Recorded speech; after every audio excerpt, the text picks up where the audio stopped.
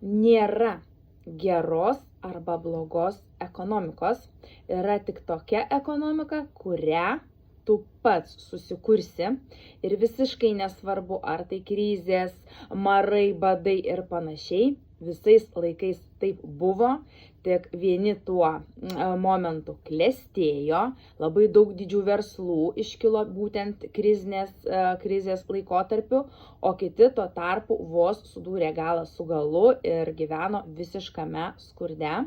Vadinasi, resursų pasaulyje yra ir jų netrūksta, tik reikia mokėti juos paimti ir išnaudoti.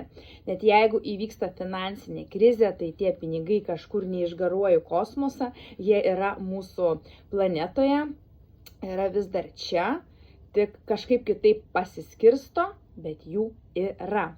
Taigi klausimas, kokią ekonomiką tu susikursi?